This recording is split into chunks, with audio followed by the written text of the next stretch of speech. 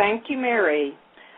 Please bear with me. This is my first time doing a webinar, so I'm getting used to the tools, but I'm very excited because who thought 43 years ago I would be sitting in my house talking to many people across the country.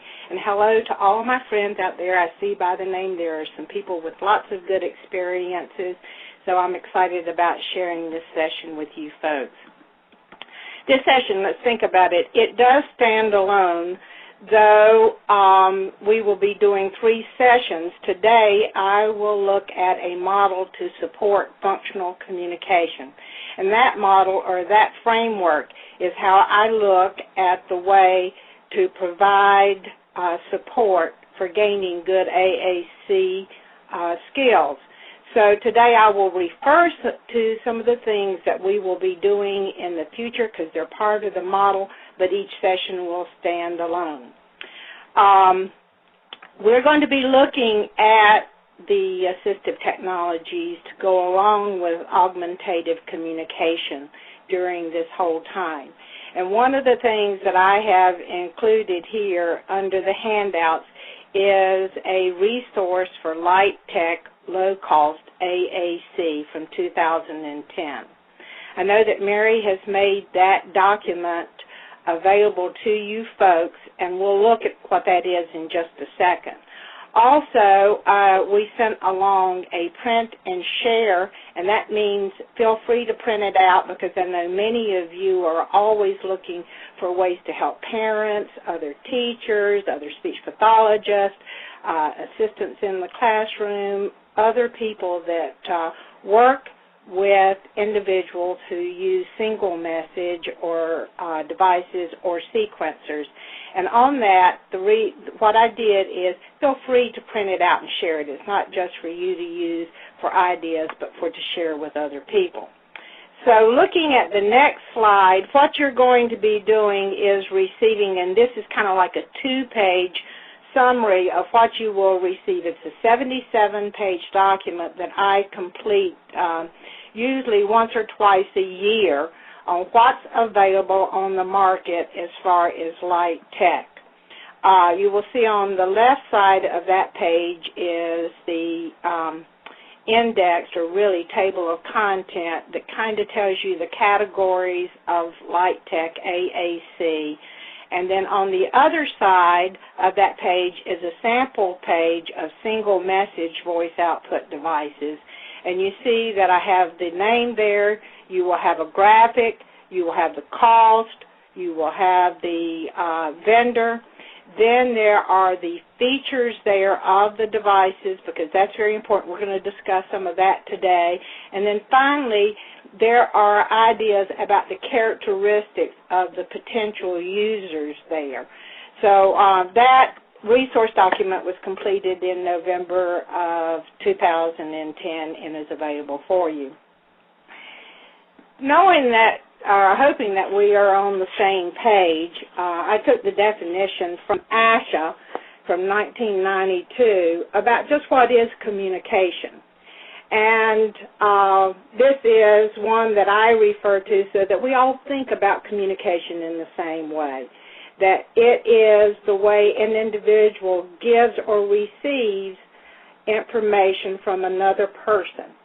And that then focuses on the person's needs, their desires, their perception, the knowledge, or the affective state.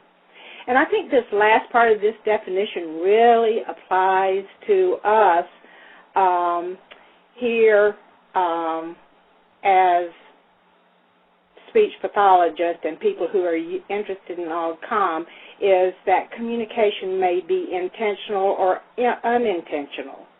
And it may involve conventional or unconventional signals. It may be linguistic or non-linguistic, and it may occur through spoken or other modes. So that really focuses on what is communication and looking at AAC. I took this definition from the American Speech and Hearing Association, and it really is from a section on the skills and knowledges that speech pathologists must have to practice with AAC. So what really is AAC? Well, first of all, it's a set of procedures, which means it's techniques or actions, and it's processes, methods or practices that persons communicate with and that they can maximize or optimize meaningful and operative communication. So it involves enhancing, which is augmentative, or substituting, alternative, for natural speech, and it may be aided or unaided. And as we think about it, think of unaided as being that you only need the body to produce, such as speech or gestures or sign language, whereas aided then is anything that requires a tangible symbol. And I think of tangible symbols being anything from objects to graphic. So just to have those definitions there, those are the ways we're going to be looking at it. But what do we have to communicate? What are the things that we must have for communication? And let's look at these more in depth. These are the 5 things that I think we ought to have available and to think about for communication. First is a reason to communicate. And Janice Lite has told us for years that the reasons to communicate may be expressing needs and wants, or it could be the developing of social closeness with others. It can be exchanging information, and then, of course, it's fulfilling those social etiquette routines, such, hey, how you doing today, etc. So we have to think about all those reasons to communicate, and let's look a little bit more in depth of that, because for many of our people and many of the people that we deal with are beginning communicators. So we often have to think about what are things that they want to communicate, in addition to those individuals who are more sophisticated communication users. When I refer to beginning communicators, I always like to think of it as being individuals who are at the less than 50-word usage level. And when you kind of think about that, that's just a rule of thumb that I use and that I know other people think about it. When individuals gain 50 words, if we take normal communication development, it's about that point in which the individual starts to combine words together. So that with the beginning communicator, they're using less than 50 words, and they're usually using single words. So let's think about reasons to communicate. Often it's indicating preferences. It may be making choices. How about requesting items or actions? And then asking for more information, commenting, and even sharing. Those are all reasons to communicate, and then something to communicate. Personal information such as, I'm going swimming today. I want the chocolate ice cream. One of the things I found through the years that was very powerful, even for beginning communicators, is the concept of mine. It's mine. Having worked in a residential facility, I found out even with older individuals, not just young children that they're always into this is mine, that the idea that something belongs to them is very important. And that in itself is a concept that is very well taught and a way to express it. Then, of course, expressing feelings is another strong, powerful something to communicate. The thing that I think that we need to remember when we think about something to communicate is those individuals who have complex communication needs are the individuals who often have limited experiences. And we have to provide those experiences so that they have something to communicate. And those are the things that we need to look at as we look at ways to provide a framework for functional communication. Then places in which to communicate. And these are all places that most children, adolescents, and adults that have or need to use AAC find places that are effective for communication.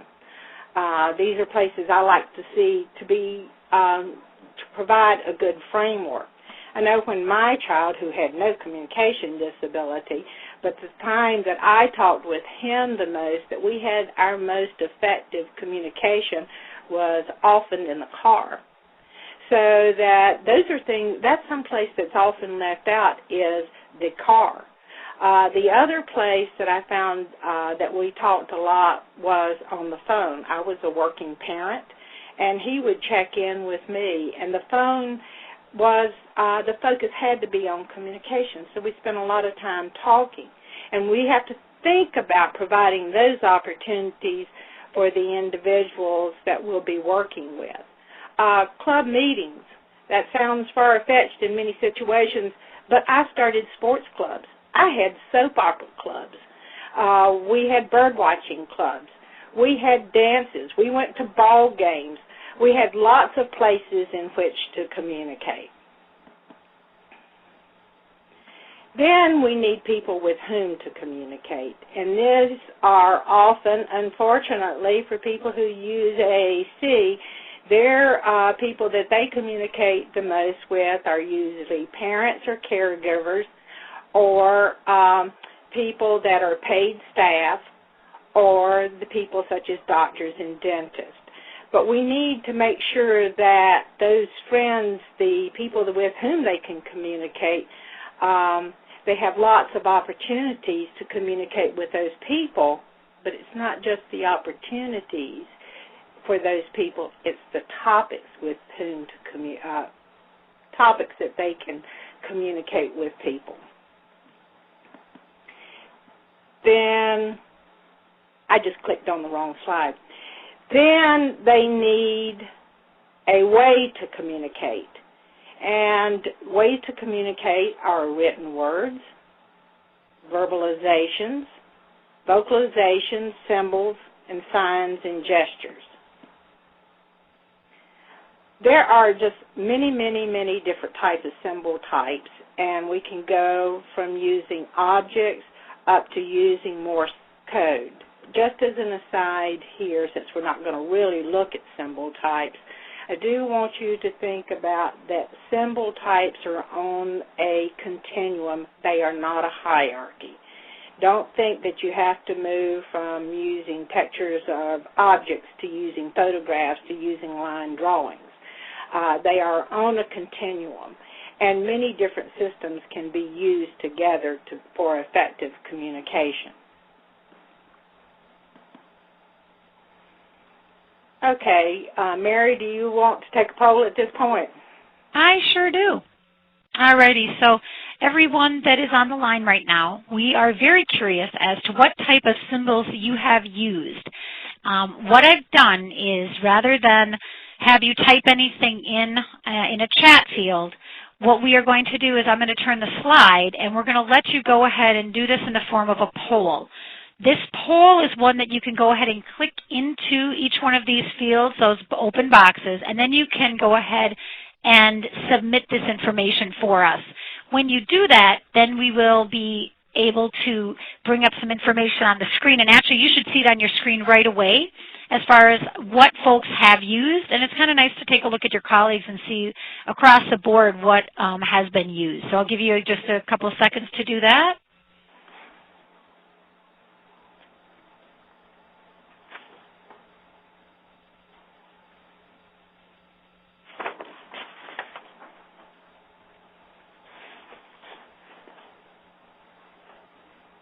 Okay, let's take a look. I'm going to go ahead and I'm going to close the poll.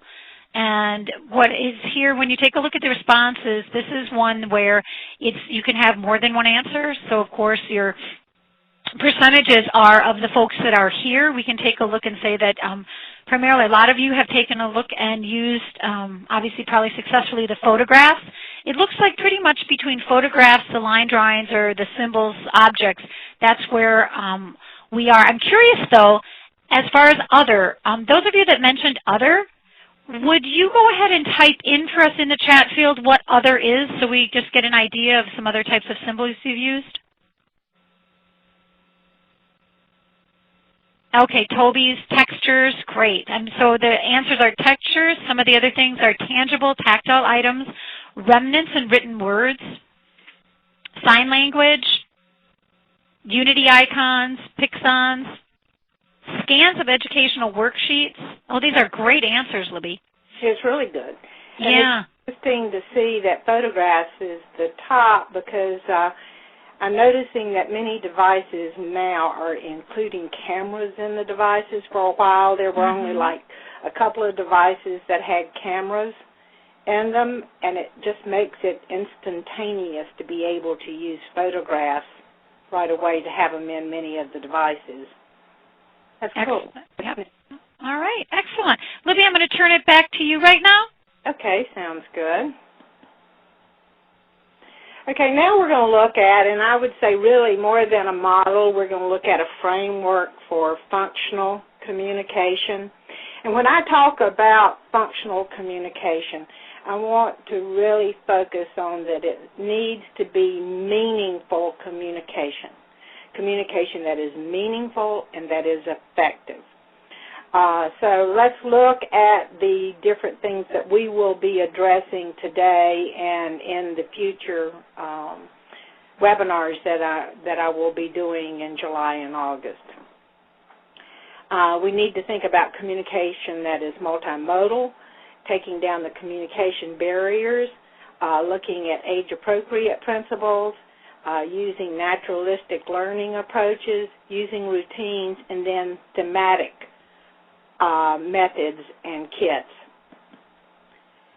When we look at multimodal communication and strategies, we have to remember that communication in itself is multimodal. If you saw me right now, I'm talking with my hands, I'm using facial expression. That's the type of communicator I am. I use my whole body in communicating. And we need to think about that for individuals who use AAC just as well. And so that just because we have one primary form of communication, it doesn't mean that other forms are not significant also. We need to think about all the ways that we can supplement communication. And for me, years ago, I had an individual, a charming woman, who used a computer and had a sophisticated software program on her computer to communicate. I had modified her environment so that her dining table had a slide-out tray for her meal so that she could have her communication device still accessible to her during dinner, at her workstation in her workshop also. But the problem began, and of course we had spent thousands of dollars on that communication device, but the problem became she wanted voice output when she went bowling, and there was no way that she could sit in her wheelchair, which she moved her wheelchair with her feet and her arms. It was not a power wheelchair. There was no way that she could sit in her wheelchair and bowl and use her large computerized communication device. And so I was just on my chair's edge, but I broke down, and to make AAC multimodal, I bought her a smaller communication device that could be accessible for her and had like 20 messages, which cost me $1,000 and some dollars. And I say me because every cent that came out of my budget at that time I took personally, because we had to eke out every little bit to make sure everybody got the communication supports that they needed. So it really hit me back in the 90s that we had to make AuGCOM multimodal in many different ways. Then we need to look at communication barriers. And remember that I said beginning communicators, or those with 50 words or less, they have lots and lots of barriers in the daily experiences. And let's look at some of those barriers. Those people who have complex communication needs at those levels often have limited ability to understand and then therefore participate in the typical activities of someone their own age or in their peer group. Many times they don't always have a comprehensive or complete understanding because they additionally have severe sensory deficits and physical disabilities. And one of the things that has struck me over the years, because my focus has been on working with people with developmental disabilities, is the high percentage, and I have read at places that it can be up to 80% of individuals with developmental disabilities have some form of visual difficulty. Now that may be that they wear glasses like I do, or they may have other problems with perception, with all types of visual types of difficulties. But we have to keep that in mind when we, as specialists, are focusing often on what is a very visual form of communication. The other thing is also the incomplete understanding because of physical disabilities. We often see very inappropriate communications, and inappropriate meaning socially inappropriate. I used to take guys to like the Durham Bulls, and that's our local baseball team for any of you who have seen the Bull Durham movie. A bunch of us, because we had our sports club, one of the things we went to, and this happened at a Durham Bulls game, one of the men stood up, grabbed his private parts, and made quite a scene, and I was kicking myself because I had not taught him to appropriately say in some way that he needed to go to the bathroom. So it not only has to be tantrums, it can be just other types of socially inappropriate behaviors. And back to this thing that I find one of the most difficult things to deal with is that one of the communication barriers is they have a very few things to talk about because they often have limited experiences, and many times their environments are limiting. So we have to really, that's a major focus we have to look at. And then critical to anybody that uses AAC often is that for most of those people is that someone else is the person who creates, they manage, and they even interpret most of the AAC system that the person or the AAC user has.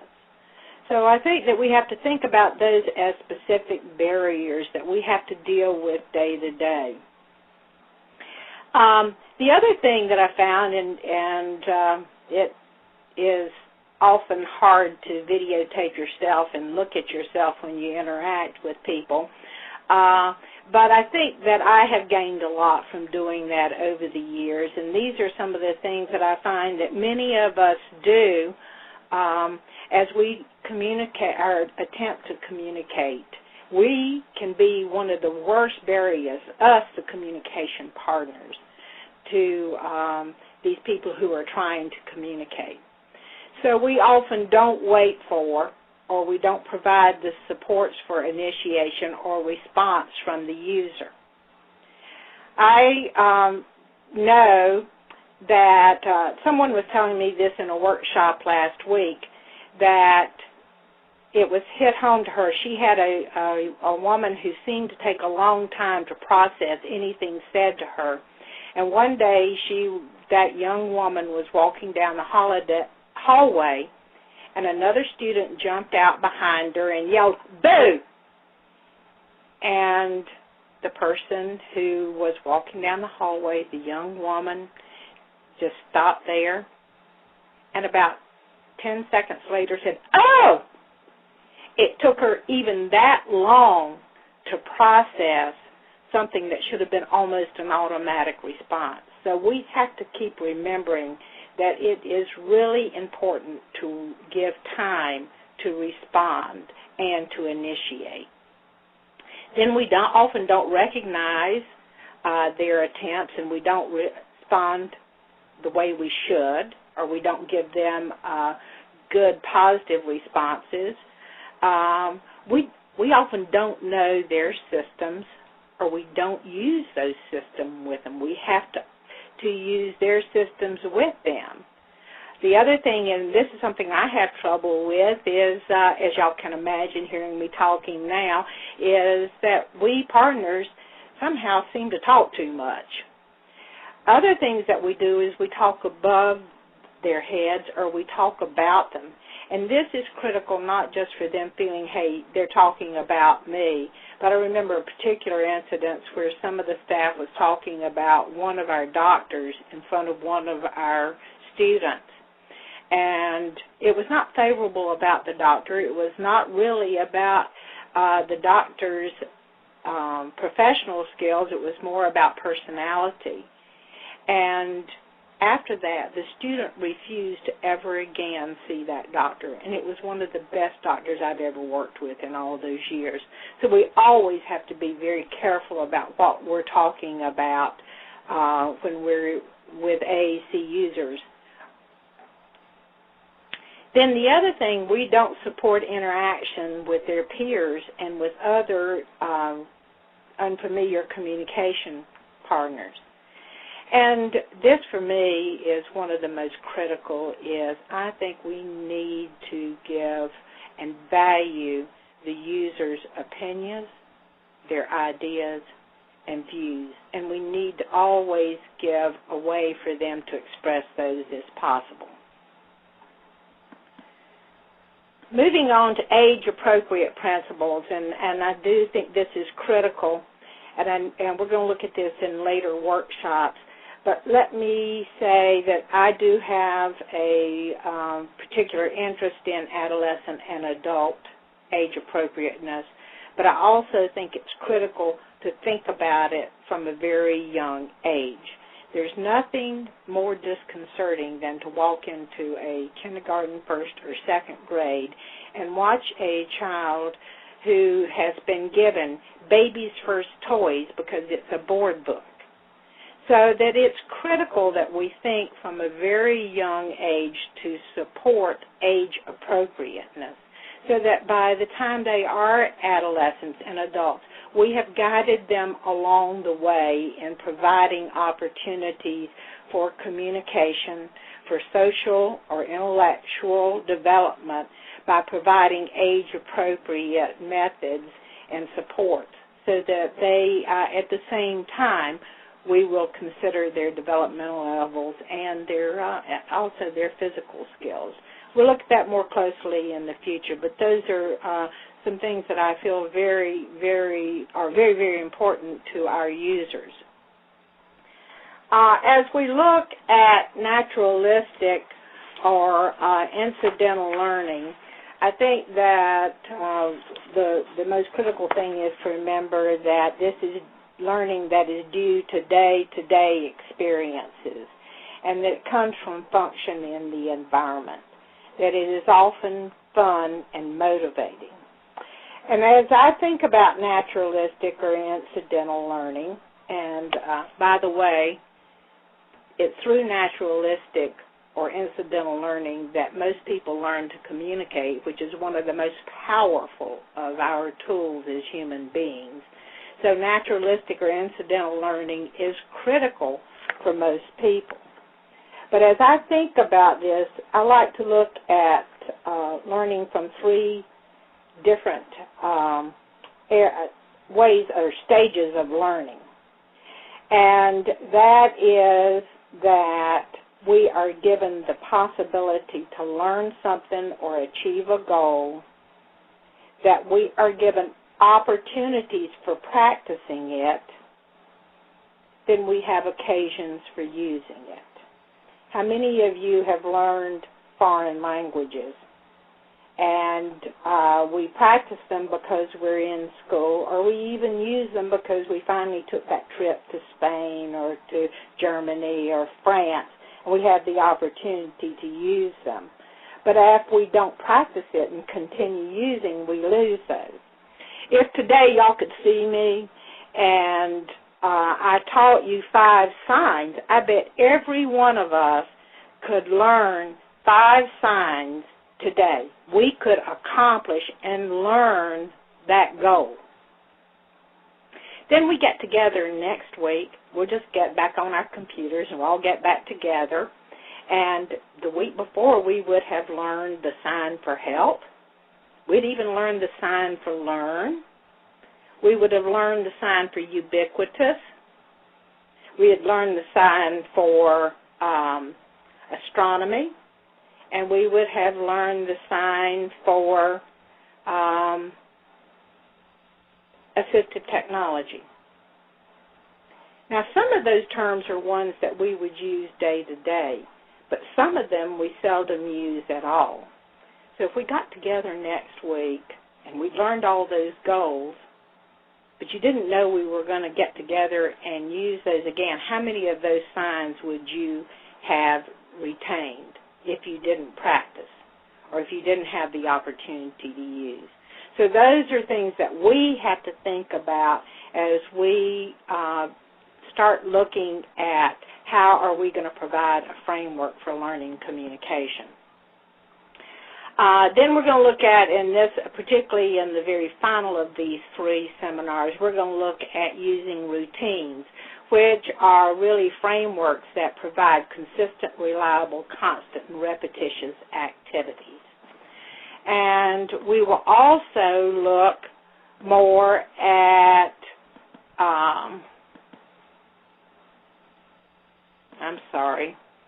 at using thematic-based methods and kits so that we can have a collection of activities and ideas to support communication and really practicing and using the new skills that have been learned. The thing that we have to remember as we look at all of this is that motivation is the driving force to successful communication, and that we have to provide activities, routines, and even materials and kits that make things fun.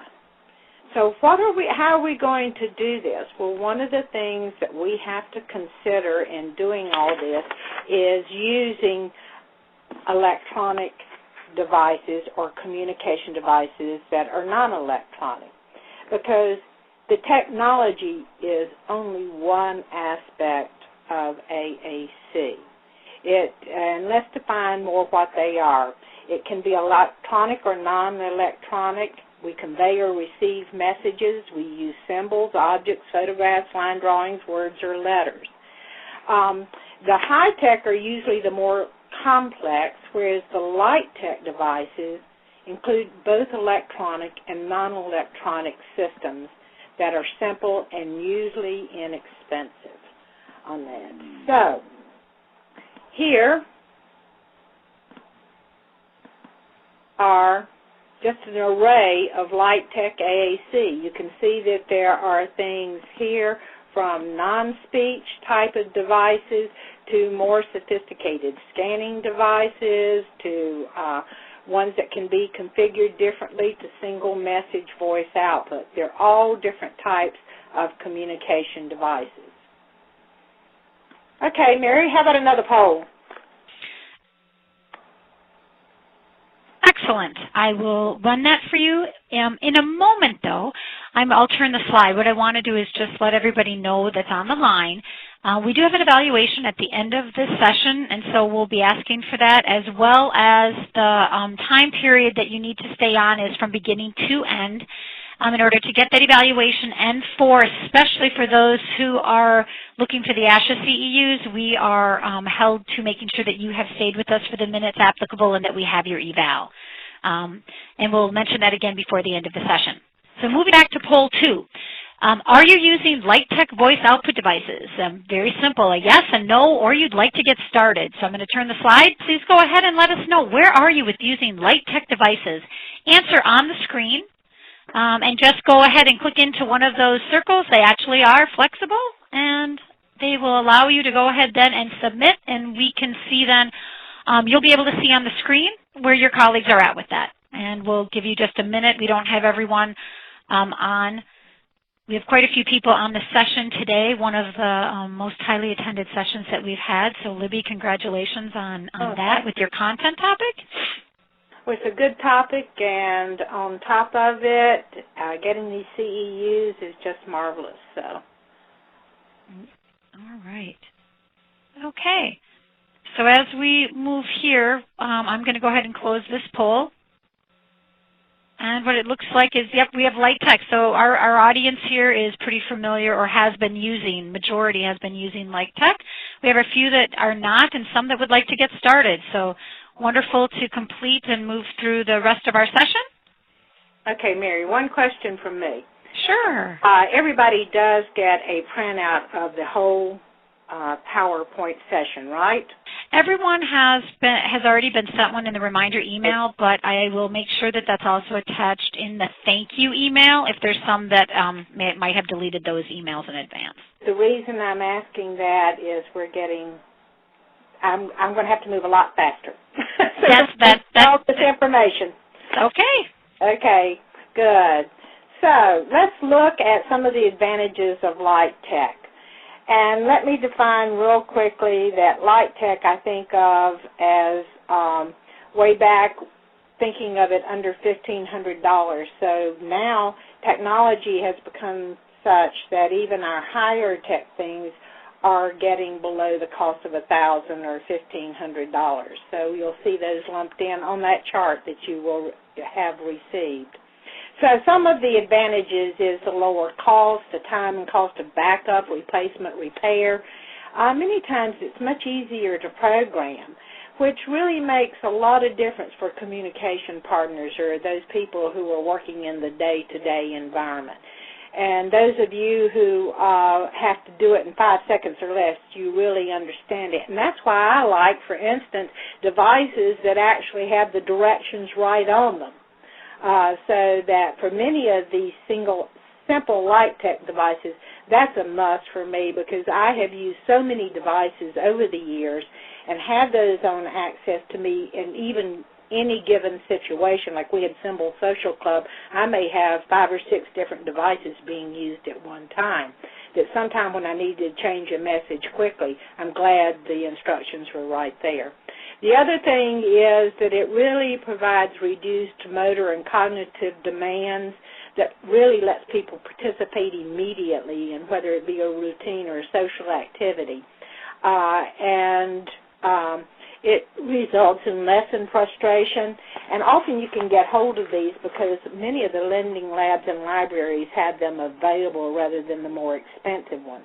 The thing that's frustrating for me as I think about it is that sometimes Lite Tech has been viewed so simple that we do not give it the consideration that we need to in the complexity of identifying the need for it and implementing it.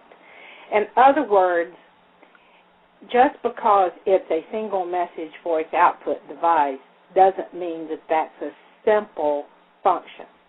The function of communication is very complex, and we have to consider that every time we look at any type of communication system to support that most complex of human behaviors. So that just because it's simple device doesn't mean it's going to be simple to use. I think that the other thing that I like Lite Tech, I really, really like to think about the power of non-voice output, especially in getting communicative intent, such as holding up a cup because they're thirsty. That's good non-voice output, but at the same time getting true communicative intent.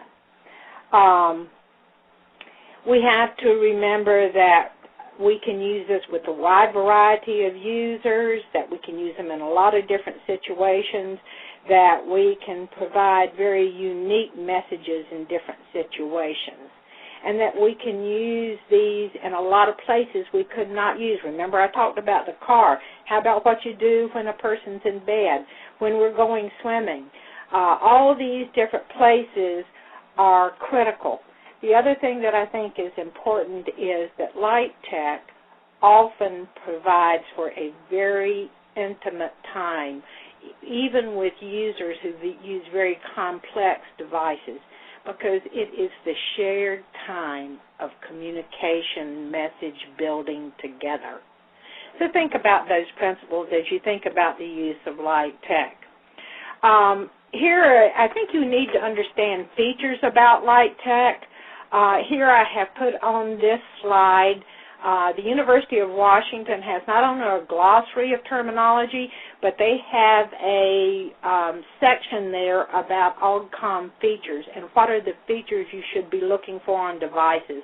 So that's a good place to go look at what are features. You need to understand that terminology varies from vendor to vendor, and that the same feature may have different terminology on different devices. Photos, and you'll see on that chart I sent you and on some of these slides, they are good for indication if you use a hand in there. I used to think, oh, gee, I want a good picture or a good photo of this device, but you really can't tell the size unless you have something that, like a penny next to it or a nickel or the size of a hand to tell what it's truly like. Just think, too, that just because something looks like doesn't mean it's the same. And we see that across companies. So make sure you understand and look at the features very carefully. I think, too, get to know who your companies are. They're there. They will help you with the devices. They are available to answer questions. I try to always have a contact in each company so I can find out about what is going on with devices. Use every resource available to find out about them, from catalogs to the internet to lending libraries, and of course going to conferences. Remember, with features, it's what's critical to one person may not be important to the next. Remember who the partners will be. Are you going to use it in individual or group activities? Or actually, are you a loan or demo program, and do you need to purchase for those? Let's look at some non-voice output systems here. And actually, these systems down here are from Adaptivation. These are miniature objects. This is a texture system. Here are objects, actual object symbols from Object Symbol Resource. These are all under the non-voice output section of the resource that I gave you. Here is this is all actual size objects mounted in a carry-in board. These are from Object Symbol Resource, the board's from Augmentative Communication. So they're all types of available products. Here are voice, well, the slide didn't come up. Not sure. Okay, Libby, we have non-voice systems. Okay, output systems? Yep, we have output systems. There it came. It finally came up. These are actually one of the first forms with, it just moved again. Do you see the screen with the clock communicators on it? Yes, we do right now. I don't have, okay, it's coming back to me now. I hope it's coming up. But I'll tell you, the clock communicator is from AbleNet. That's one of the first forms of being able to use electronic communication and use it for scanning purposes in most of the simple forms of communication. The Megabee is one where the person looks, that's eye gaze, and the person who is using it with them clicks in the letters, and you get a LCD type of printout. And I'm not getting that either. I want to go on to more voice output systems. Mary, are you there? Yep, I am. Well, our screens are showing non-voice output systems. Okay, it says my connection is lost. Okay, well, we'll keep going, and you go from the printout that you have or your backup. Are y'all on one with all kinds of wallets there in front of you? Yep, we're set. You keep going, and I'll turn the slides. Okay. And those are just different types of formats you can use using different types of symbols. Then next would be non-voice output systems that are commercially available, already put together. You don't have to put together yourself on that. It's very difficult for me to see these small, but I'm going ahead and I did print this out. So finally, did you get to one called the medical boards? Yes. Okay, why I gave you that, this is a free resource for medical boards in both Spanish and English and symbol format. And on those websites, you can go download those and use those in various types of settings. I thought that was really neat to have the free access for non-speech medical settings. Okay, features to consider for all Lite Tech. Are you there, Mary? Yeah, we are. I'm sorry, I can't see a thing. What you need to consider when you're looking at all of the features for voice output, and this is all voice output, whether it be single messages up to devices that have 32 messages, that have that can be reconfigured, like the Super Talker from AbleNet. These are all features you need to consider each time you're looking at communication devices. So we won't go over those. Y'all will have those as a resource.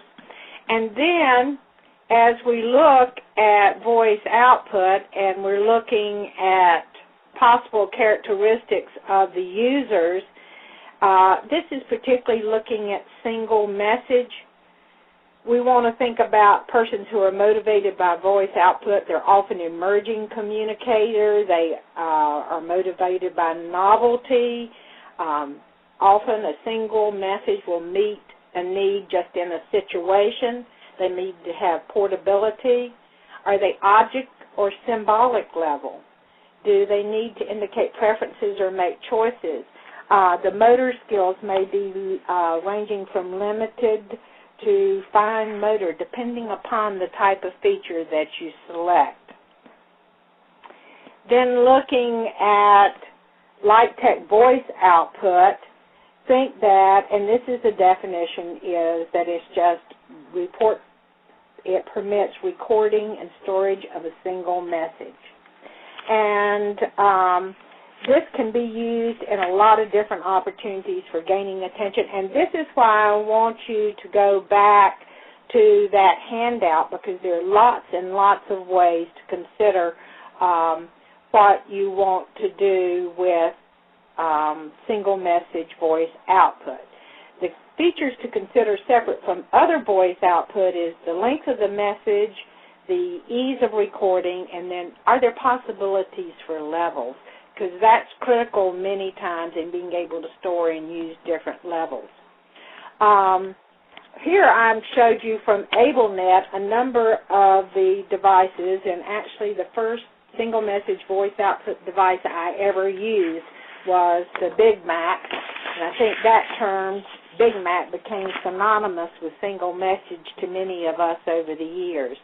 And then the Little Mac and the talking bricks that can be used in a series of two or three, or can be used as single voice output. Then looking at other single message output devices, you can see that they come in all different manners, and that you can have everything. And I'm sorry I can't point to these as we talk, but somehow my connection has been lost. But if we look at the small devices up there at the top from attainment, very small ones, see what I'm talking about, where the finger is talking to pressing the talking photos. as opposed to the Lex down there from Adaptivation. That's made the same size so that the Talking My Way miniature symbols can be put right on top of it. So you have to understand what features you're looking for. The one here, like with the apple on top of it, is you can either put down or take off, and it will speak the message at that time. Moving on to using single message devices, you need to think about who will use it, where will it be used, will it be part of the communication system, will it be used for teaching? Oh, I've got the thing back now. Will it be used for teaching or instructional purposes? Who will be responsible for setup, programming, and maintenance, and where will it be located? Then using single message devices, please look at those categories under that slide. I'm saying look at the categories there for possibilities. Mary, we don't have time for a poll. Can we move on? You know, Libby, that's absolutely fine. If you people don't mind, I want to be able to finish up. I want you to think about then the next thing is sequencers. Here again, this is the possible characteristics of the users. I'll give you time to review those. Then what you want to look, what they really are, that's a definition, that they allow the recording and storing of a series of messages. What features should you consider? From AbleNet, we have the big step-by-step and the little step-by-step. There again, I think of sequencers. I've always called them a step-by-step, though there are other, because AbleNet was one of the first ones to come out on the market. There are many other available with many other features. You need to look very closely at the features and consider the characteristics of the users. The thing that I like to think about sequencers, I got to the point that I very seldom bought single message devices because I knew I could use it then. I bought sequencers. You have to again to think who will use it, where it will be used. Will it be part of a system? Will it be used for teaching or instructional purposes? Because sequencers are great for giving direction or instruction. Who, again, will be used for setting it up, programming and maintenance, and where will it be located? There again, look at your handout. There's a lot of different things on your handouts to use for those sequencers. At this point, I know we skipped the poll because we were trying to get through. Let me go back one more slide. When we're thinking about sequencers, I have found those very helpful to use in keeping in my diagnostic toolkit also, because then I can use it just as I would a single message device. Just know that those are handy little tools not only for diagnostics, but for keeping as part of the classroom toolkit. I'm sorry I got so fast here at the end, but I wanted you each to get all of this information, and I get so excited about sharing it. I just appreciate your attendance at all of these sessions.